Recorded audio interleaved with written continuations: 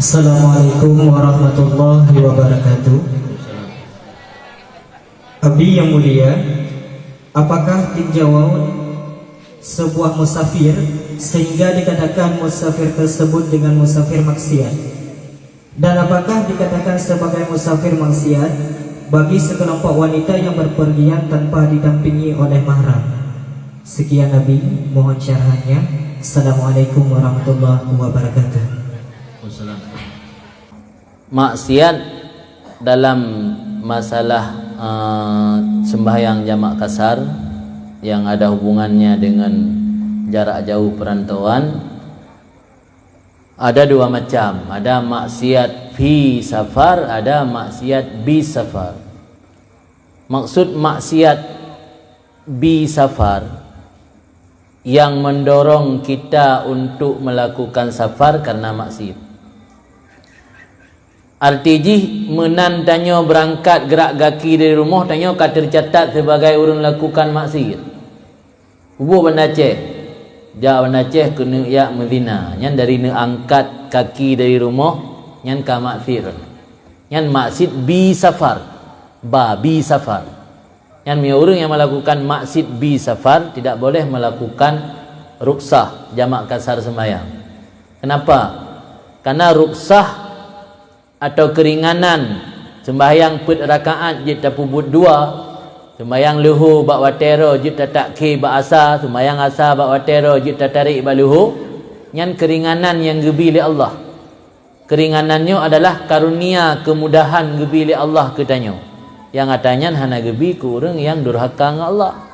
Orang pubuk maksiat durhaka dengan Allah. Mungkin keringanan yang gebi li Allah gebi ke orang yang durhaka dengan Allah. Maka dalam fikih, orang yang melakukan perjalanan atau merantau yang tujuannya untuk maksiat tidak boleh melakukan jamak kasar, karena jamak kasar adalah keringanan atau ruksah yang diberi Allah. Ruksah tersebut tidak diberikan kepada orang bermaksiat. Yang kedua, maksiat fi safar, ngan fa, ni benar ngan ba, bi safar, nya fi safar. Maksiat fi safar terjadi maksiat dalam safar. Arti kata dia berangkat dari rumah tujuan bukan untuk maksiat. Ngeja bandang ni tahu abuai dia atau apa. Ngeja bandang ni sambung silaturahim, ngeja bandang ya hadiri walimah.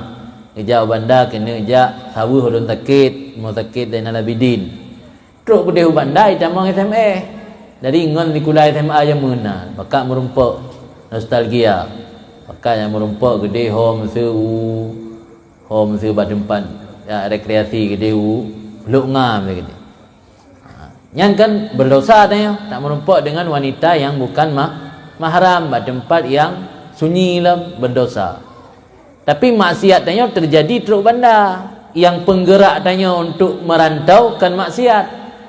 Yang kan maksiat fi safar. Maksiat fi safar tetap boleh melakukan jamak kasar. Confirm? Jadi dua macam benar. Menyo yang gerak langkah dari rumah ron niat merantau untuk maksiat, yang hanya jamak kasar.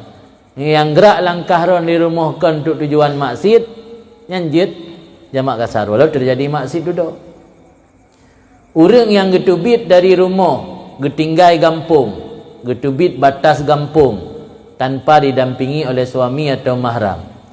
Nyan langkah gak nyan menan getinggai gampungnya dosa.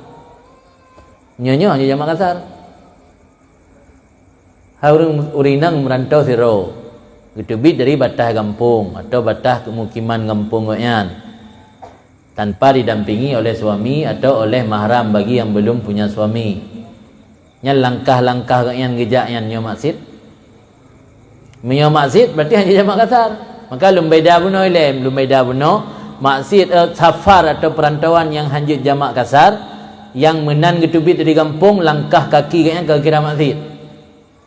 Nya orang enggak merumpok dengan urinang truk bandar watai getubit dari rumah untuk tujuan ya tahu syarat, nya langkah kaki yang di rumah kalau kira maksiat. Kalau kira maksiat dia merumpok dengan urinang truk gede. Persoalan orang inang melakukan safar memangnya persoalan dalam konteks kontemporer ini. Nah, terjadi perbedaan pandangan ulama. Mayoritas ulama dimanapun lun nalun dengar Kuala Lumpur na pernah lun dengar di Pat Long na pernah lun dengar ulama-ulama yang ke ulama tanya kaji ente mendalih kadang abu-abu buat tanya yang pegah menang ulama lagi di Malaysia, di Kuala Lumpur dan di negara-negara lain na pernah lun dengar mandum berpandangan sama bahwa siro perempuan melakukan perantauan nyo hukum ji berdosa menurut mazhab Syafi'i le. Walaupun ada sebagian ulama kontemporer yang membolehkan karena anggap negara ini keaman ke lagi jamun mungkin dari tubik dari rumah ratusan malah ribuan kilometer hana rumah nanggro kosong tandus jadi rentan berbahaya urinang nyo tubik tiro ini kan rumah toto nanggro aman memang ada pendapat yang membolehkan tetapi pendapat mayoritas yang lebih yang mayoritas pendapat mayoritas ulama dalam mazhab Syafi'i karena dia Aceh bermazhab Syafi'i mengharamkan uring inang berpergian sendiri tanpa didampingi oleh mahram.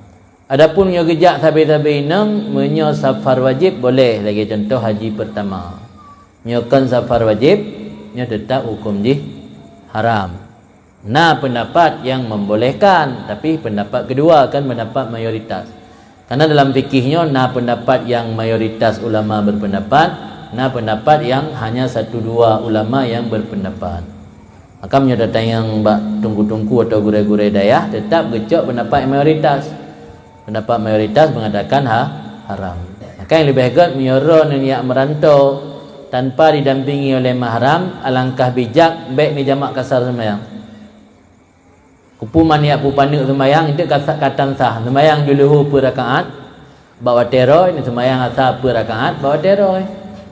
Jadi baik sampai 2 dosa ni. Kada dosa tak merantau kita tahu dah taubat lagi ampun Allah berampun mana lah kira-kira baik bertambah dosa tersebut tiap pupanu sembahyang hana sah halam di sembahyang aju per rakaat bawa teroi asar bawa teroi luhur bawa teroi sebab jamak kasarnya na yang sistem jih jamak tok na yang kasar tok sebab nak tengok nampung kan fikir jamak kasarnya mendua boh benar hana haji na yang kasar tok mana kasar tok luhur sembahyang bawa teroi 2 rakaat asar sembahyang bawa teroi 2 rakaat na yang jamak tok hana kasar jamak na 2 na tak kedim na tak ke cok luhur me ba asar sembahyang put atau cok asar tarik ba luhur sembahyang put na mandua na jamak na kasar na jadi jid kasar dan jamak jid kasar mentang jid jamak mentang nan kira-kira